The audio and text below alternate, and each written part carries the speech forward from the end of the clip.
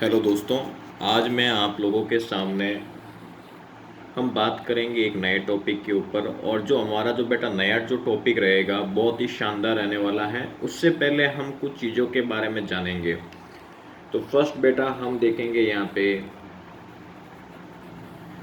Representation of, हम देखेंगे representation of vector quantity. क्या देखेंगे बेटा, हम वेक्टर क्वांटिटी को किस प्रकार रिप्रेजेंट करते हैं, हम उसके बारे में थोड़ा चर्चा करेंगे। तो बेटा जैसे कि मैं आप लोगों के सामने एक एग्जांपल लेता हूँ फोर्स का। किसका एग्जांपल लेता हूँ बेटा? फोर्स। सर आप फोर्स का एग्जांपल ले रहे हो तो बेटा कई बार क्या होता है, इस फोर्स को हम अलग अलग प्रकार से रिप्रेजेंट करते हैं, अलग अलग प्रकार से लिखते हैं। जैसे कोई बच्चा यूं लिखता है तो that is the wrong pattern है ये लिखने का। और दूसरी बात, इसको लिखने का एक सही तरीका होता है, आप इसके ऊपर इस प्रकार का एरो बनाएं। या दूसरा होता है, इसको कैपिटल लेटर से आप लिखें पूरा ढंग से। आगे बात दिमाग के अंदर यहाँ पे, इसको हम बेटा बोल्ड कहते हैं। क्या कहते हैं बेटा? बोल्ड। तो ये चीज़ें आपको पता होनी चाहिए। और दूसरी बात बेटा, जैसे मैंने आपको बताया, जैसे ये वी है, मैंने क्या लिखा बेटा यहाँ पे वी। तो इस वी को हम क्या कहते हैं? एक तो हम बेटा इसको स्पीड भी कहते हैं। क्या कहते हैं बेटा? स्पीड भी कहते हैं। और दूसरी ओर कोई बच्चे इसको वेलोसिटी भी कहते हैं, लेकिन ये वेलोसिटी है ही नहीं, क्योंकि वेलोसिटी एज अ वेक्टर, लेकिन ये तो वेलोसिटी है ही नहीं यहाँ पे, ये तो स्केलर क्वांटिटी है। अभी कौन सी क्वांटिटी है बेटा? ये स्केलर है। यदि मुझे इसको वेलोसिटी के अंदर कन्वर्ट करना हो तो मैं किस प्रकार करूँगा? इसके ऊपर इस प्रकार का एरो बनाऊंगा, तभी तो ये वेक्टर होगा। और ये वेक्टर होगा तो ही मैं इसको क्या कह पाऊंगा? ये वेलोसिटी है। बोलो बेटा क्या दिक्कत है क्या? इसके अंदर बिल्कुल भी दिक्कत नहीं होनी चाहिए। तो मतलब इसका जो नोटेशन होता है वो स्केलर होता है। Speed is a scalar quantity, but velocity जो मैं बता रहा हूँ यहाँ पे, ये कौन सी क्वांटिटी होती है बेटा? वेक्टर क्वांटिटी होती है। तो ये चीज़ें आपको पता होनी चाहिए बेटा। आगे बात दिमाग के अंदर यहाँ पे बड़ी गहराई वाली बात है। अब इसके बाद बेटा जैसे मैं बात करूँ यहाँ पे, और कुछ ऐसी क्वांटिटीज़ होती है जिसको हम एक्सियल क्वांटिटीज़ कहते हैं। कौन सी उसमें आती है थोड़ा मैं बताऊंगा। जैसे बेटा एक आती है एंगुलर डिस्प्लेसमेंट। क्या आती है बेटा? यहाँ पे एंगुलर डिस्प्लेसमेंट आती है, ठीक है। और दूसरी आती है इसके अंदर यहाँ पे एंगुलर वेलोसिटी। पता होना चाहिए, जानकारी होनी चाहिए। आगे बात दिमाग के अंदर यहाँ पे ये ध्यान रखना। तो एंगुलर वेलोसिटी होती है। और दूसरी और ये भी होता है एंगुलर मोमेंटम, ये भी होता है आपके पास यहाँ पे, ठीक है बेटा। तो इसके अंदर कौन सी होती है? एंगुलर मोमेंटम होती है।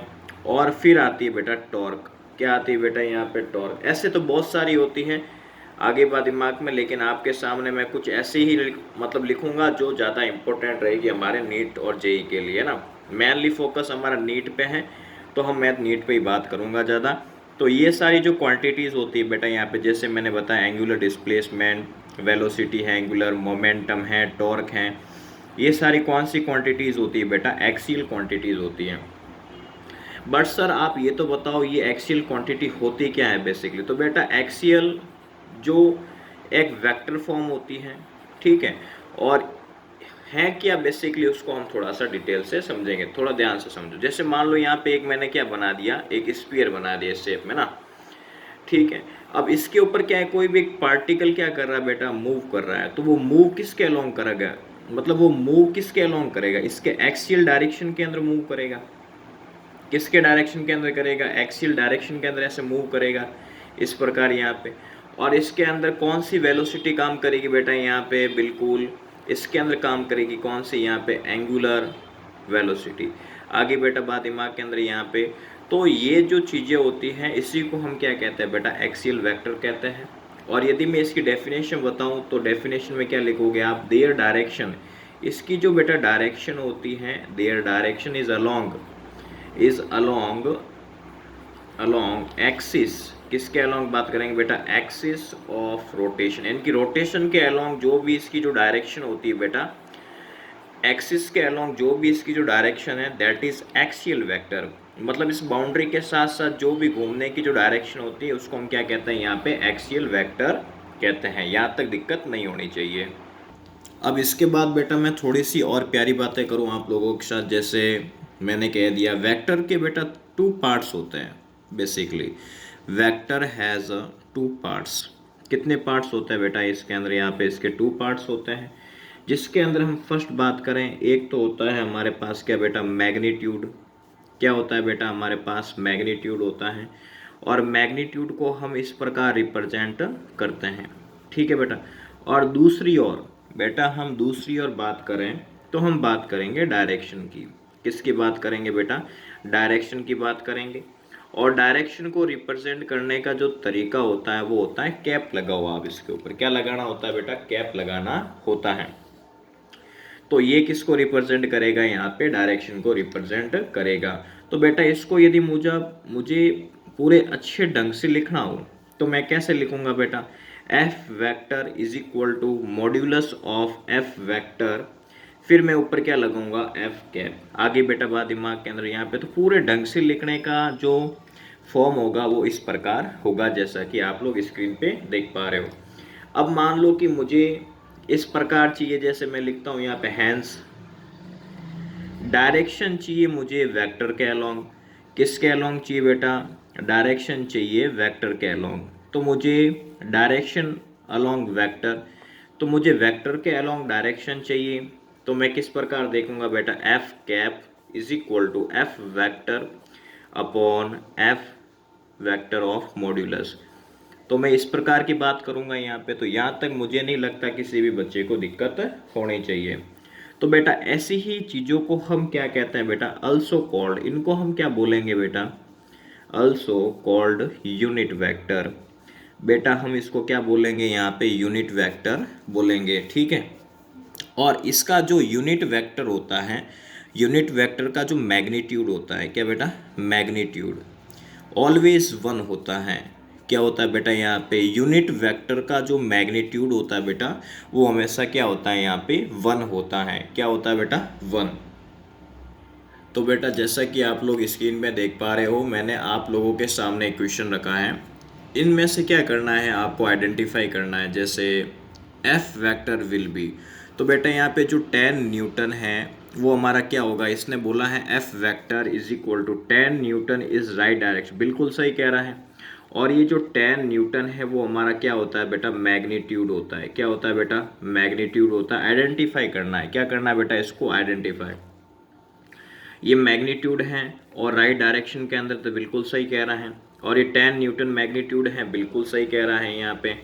और जो यहाँ पे लिखा एफ कैप, ये डायरेक्शन को रिप्रेजेंट करता है। कौन सी डायरेक्शन को बेटा? जिस प्रकार यहाँ पे आपको स्क्रीन के अंदर ये दिख पा रही है ना। तो ये भी हमारा क्या होगा? एकदम सही होगा। तो मुझे नहीं लगता किसी बच्चे को इसमें दिक्कत होनी चाहिए। अब बेटा इसके बाद मैं थोड़ी मीठी बातें करता हूँ आप लोगों के साथ। यहाँ पे थोड़ा ध्यान से समझ। जैसे मैं बेसिक प्रॉपर्टीज की बात करूँ वेक्टर के ऊपर, बेसिक प्रॉपर्टी ऑफ वेक्टर, यदि मैं वेक्टर के ऊपर कुछ बेसिक प्रॉपर्टीज पे बात करूँ बेटा, तो ध्यान से सुन लेना। यहाँ पे बहुत ही ज़्यादा इम्पोर्टेंट है फॉर नीट के लिए। तो सबसे फर्स्ट हमें ये पता है कि वेक्टर हैविंग ऑपोजिट डायरेक्शंस। जैसे मैं लिखूं यहाँ पे वेक्टर हैविंग ऑपोजिट डायरेक्शन। क्या बेटा मैंने बोला यहाँ पे? Opposite direction. Opposite direction will be, यदि वेक्टर की ऑपोजिट डायरेक्शंस होती हैं तो ये क्या हो जाती है बेटा? सब्ट्रैक्टेड हो जाती है। Will be subtracted. क्या हो जाएगा बेटा? Will be subtracted directly. हम इसको सीधा क्या कर सकते हैं बेटा? माइनस कर सकते हैं, सब्ट्रैक्ट कर सकते हैं। जैसे एग्जांपल से समझो बेटा यहाँ पे, जैसे मान लो ये एक पार्टिकल है यहाँ पे, ठीक है। इस डायरेक्शन के अंदर 2 न्यूटन का फोर्स काम कर रहा है और इस डायरेक्शन के अंदर कितने न्यूटन का फोर्स काम कर रहा है? 3 न्यूटन का। मान लो ये ग्रेटर है, सामने पता चल रहा है भाई 3 न्यूटन का फोर्स होगा तो बड़ा होगा, सीधी सी बात है। अब मुझे क्या निकालना है? इसके ऊपर एफ नेट निकालना है, मतलब टोटल फोर्स पता करना है। तो टोटल फोर्स में कौन सी डायरेक्शन में निकालूंगा? राइट डायरेक्शन के अंदर, क्योंकि इसमें से माइनस होगा तो 1 बचेगा। तो हम क्या देखेंगे, इन अ राइट डायरेक्शन, क्या देखेंगे बेटा यहाँ पे हम राइट डायरेक्शन में बात करेंगे। आगे बेटा बात दिमाग के अंदर यहाँ पे, तो ये आपको चीज़ पता होनी चाहिए। अब इसके बाद बेटा एक और प्रॉपर्टी होती है इसकी, उसी प्रॉपर्टी पे भी बात कर लेते हैं। जैसे कोई भी एक वेक्टर होता है, a vector can be shifted, हम उसको शिफ्ट कर सकते हैं, कैन बी शिफ्टेड पैरेलल। उसको हम कौन सी फॉर्म में शिफ्ट करेंगे बेटा, पैरेलल फॉर्म में करेंगे, पैरेलल टू इटसेल्फ। क्या बेटा, parallel to itself without changing magnitude. क्या बेटा, विदाउट चेंजिंग इट्स मैग्नीट्यूड, मतलब बिना इसके मैग्नीट्यूड को चेंज किए हम क्या कर सकते हैं, इसको चेंज कर सकते हैं। जैसे कैसे चेंज कर सकते हैं बेटा यहाँ पे, तो थोड़ा ध्यान से समझो। जैसे मान लो कि मैंने एक दे दिया यहाँ पे, इस डायरेक्शन के अंदर यहाँ पे ए वेक्टर दे दिया, ठीक है, और दूसरी डायरेक्शन मैंने दे दिया आपको यहाँ पे, ये डायरेक्शन दे दी, ठीक है। यहाँ पे अब मुझे क्या करना है, इसको सॉल्व करना हो, इसको पैरेलल डायरेक्शन में लेके आना हो, या तो मैं इसको इसके पैरेलल डायरेक्शन लाऊंगा या तो इसके। तो मैं क्या करूंगा, इसको थोड़ा सा पीछे की ओर ले लूंगा। किसकी ओर ले लूंगा बेटा, इसी को मैं थोड़ा शिफ्ट कर दूंगा। तो शिफ्ट करने का जो मेरा तरीका रहेगा बेटा, वो कौन सा रहेगा, यहाँ पे मैं इस प्रकार इसको शिफ्ट कर दूंगा, ठीक है। जो इसके क्या आ जाएगी बेटा, ऐसे पैरेलल आ जाएगी, क्या आ जाएगी बेटा यहाँ पे पैरेलल। तो मैंने इसको क्या कर दिया बेटा, शिफ्ट, मतलब हम जरूरत के अकॉर्डिंग हम इसको काम में ले सकते हैं। आगे बेटा बात दिमाग के अंदर, यहाँ पे बिना मैग्नीट्यूड चेंज किए इसको हम पैरेलल ही आपस में क्या कर सकते हैं, यहाँ पे शिफ्ट कर सकते हैं। यहाँ पे ये थोड़ा आपको ध्यान रखना है। आगे बेटा बात दिमाग में, जैसा बेटा यहाँ पे मैंने आप लोगों के सामने एक थ्योरी बेसिक लिखा है, यहाँ पे ध्यान से सुनना। यहाँ पे क्या लिखा हुआ है, व्हेन वेक्टर, कोई भी एक वेक्टर होता है वो रोटेट करता है एंगल के साथ। मान लो ये ए वेक्टर था, वो थीटा एंगल के बाद वहाँ पे कहाँ आ जाता है, ये बी वेक्टर के ऊपर आ जाता है, जिसके अंदर जो थीटा होता है वो 2n पाई के बराबर नहीं होता है, और विदाउट चेंजिंग इट्स मैग्नीट्यूड, मतलब अपने बिना मैग्नीट्यूड को चेंज किए वो ए वेक्टर से बी वेक्टर की ओर आता है, और कितने का एंगल बनाता है बेटा, यहाँ पे थीटा का एंगल बनाता है। देन वेक्टर विल चेंज, और लेकिन उसके अंदर बेटा मैग्नीट्यूड चेंज नहीं होता है, लेकिन ये कहना चाहता है यहाँ पे वेक्टर चेंज होता है। आगे बात में वेक्टर चेंज होगा, लेकिन उसके अंदर ये सेम नहीं होगा। आगे वेक्टर चेंज होगा मतलब इसके अंदर वेक्टर सेम नहीं होगा। आगे बात दिमाग के अंदर, यहाँ पे थोड़ा सा इसको क्लियरिटी से समझने के लिए थोड़ा हम और डेफिनेशन पे जाएं। जैसे एक और डेफिनेशन लिखी मैंने, यहाँ पे क्या लिखा, एंगल बिटवीन टू वेक्टर्स। मान लो यहाँ पे टू वेक्टर्स दिख रहे हैं, यहाँ पे एक तो ये दिख रहा है और दूसरा ये है ना। इसमें क्या है, is smaller of the two angles between two vector, मतलब ये छोटे होंगे, इन दो वेक्टर्स के बीच में बनने वाला एंगल क्या होता है, यहाँ पे छोटा होता है। व्हेन, जब, वे they are placed tail to tail, जब उनको, मतलब ये जो आपको एक रे दिख रही है, इस रे का जो लास्ट पॉइंट है, जो टेल है, वो दूसरी रे के लास्ट पॉइंट जो टेल है उससे क्या है बेटा, अटैच है। क्या बेटा यहाँ पे अटैच है, जुड़ी हुई है। दूसरी कंडीशन, मान लो कि दो टेल आपस में हेड और हेड से जुड़े हुए हो, तो उन दोनों के बीच में बनने वाला जो एंगल होता है वो हमेशा कैसा होता है, छोटा। वापस ध्यान सुनो, कोई भी एक रे है, रे के लास्ट में जो ये वाला जो पॉइंट होता है, यहाँ पे जो लास्ट पॉइंट होता है जिसको हम टेल कहते हैं हिंदी में, जिसको पूंछ कहेंगे, वो दूसरे वाली रे की टेल से जुड़ी हुई हो, और दूसरी कंडीशन हेड और हेड से जुड़ी हुई हो। तो इस कंडीशंस के अंदर दो वेक्टर्स के बीच में बनने वाला जो एंगल होता है वो हमेशा कैसा होता है बेटा, छोटा होता है। कैसा होता है बेटा, छोटा। ये आपको बात ध्यान रखनी। फिर भी मुझे लगता है कि आपको क्लियरिटी नहीं हुई, थोड़ा हम एग्जाम्पल से समझते हैं। जैसे बेटा मैं आपको एग्जाम्पल से समझाऊँ, यहाँ पे ये इस प्रकार की एक सिचुएशन है, ठीक है। इसको मैंने नाम दे दिया ए वेक्टर, और ये है हमारी बी वेक्टर है, ठीक है। इसने ये बोला है यहाँ पे कि आउटर साइड की और ये बनने वाला जो एंगल है वो कितने डिग्री का है बेटा, 330 डिग्री का है। लेकिन हमें जो एंगल चाहिए वो इन दो वेक्टर्स के बीच में आने वाला एंगल होना चाहिए, और जो क्या होगा, छोटा होगा। तो मान लो ये 330 है, तो ये 360 से माइनस होगा, तो ये कितना हो जाएगा, 30 डिग्री हो जाएगा। तो ये एक हमारा स्मॉलर एंगल है। कौन सा एंगल है बेटा, स्मॉलर। हमें बड़ा एंगल नहीं चाहिए, छोटा वाला एंगल होना चाहिए जो दो वेक्टर्स के बीच में आना चाहिए। और दूसरी बात बेटा, टेल, और देखो ये इस रे की ये टेल है, और इस रे की भी टेल कौन सी बेटा, यही है, जो आपस में क्या है बेटा, अटैच है। ध्यान रखना, टेल टू टेल होना चाहिए। क्या होना चाहिए, टेल टू टेल। और इनके बीच में जो एंगल है, एंगल बिटवीन वेक्टर, वो कितना होना चाहिए बेटा, थीटा कितना होना चाहिए, 30 होना चाहिए। कितना होना चाहिए, 30। तो ये बात एकदम पक्की हमें समझ में आ गई, ठीक है ना। एक और एग्जांपल लेते हैं। जैसे मान लो कि इस प्रकार आ जाए, तो बेटा इस प्रकार आ गया तो क्या करोगे, जैसे ए वेक्टर दे दिया, इसको क्या नाम दे दिया यहाँ पे, बी वेक्टर। और मैंने बता दिया ये वाला जो बेटा एंगल है वो कितना है यहाँ पे, 240 डिग्री है। लेकिन हमें बड़ा एंगल चाहिए ही नहीं, हमें वेक्टर्स के बीच में, इन दोनों के बीच में आने वाला चाहिए। तो ये कितना, ये 240 है, तो ये कितना हो जाएगा, 120 हो जाएगा, जो इससे तो छोटा है। क्या बेटा, छोटा वाला एंगल चाहिए हमें। क्या चाहिए बेटा, छोटा वाला चाहिए। आगे बेटा, और ये कौन सा है बेटा, लार्जर है। कौन सा है बेटा, लार्जर हमें नहीं चाहिए, हमें छोटा वाला एंगल चाहिए होता है। और जिस साइड के अंदर एंगल छोटा होता है उसी डायरेक्शन के अंदर वेक्टर्स के जो टेल और हेड जुड़े हुए होते हैं। तो थीटा 240 नहीं होना चाहिए, थीटा कितना होना चाहिए, 120 होना चाहिए। तो मुझे नहीं लगता यहाँ पे दिक्कत हो सकती है। एक और एग्जांपल लेते आओ। जैसे मान लो हेड और हेड को कनेक्ट करते हैं, तो इनके बीच में यहाँ पे बनने वाला जो एंगल है वो है 300 डिग्री। लेकिन बेटा बात तो ये वाली है, ये यहाँ पे नहीं आएगा, ये लगा दिया है, ये ए वेक्टर है और ये कौन सा है बेटा, बी वेक्टर। मुझे तो इनके बीच वाला चाहिए, तो ये कितने डिग्री का आएगा, 60 डिग्री का आ जाएगा। तो एंगल थीटा 300 डिग्री हमें लार्जर नहीं चाहिए, हमें कौन सा चाहिए बेटा, स्मॉलर चाहिए। और स्मॉलर कितना हमारे पास यहाँ पे 60 डिग्री है। आगे बेटा बात दिमाग में वाली, वो टेल से टेल हो या हेड से हेड हो, इतना हमें क्लियरिटी होनी चाहिए बिल्कुल भी। तो बेटा इस क्वेश्चन को थोड़ा सा क्लियरिटी से देखना। इस क्वेश्चन के अंदर मैं क्या बताऊं, जैसे देखो इसमें क्या बोला, find angle between A vector and B vector.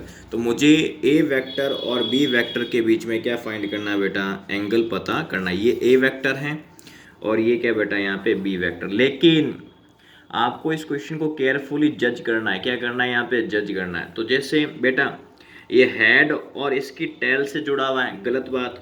ध्यान से देख लेना, गलत बात।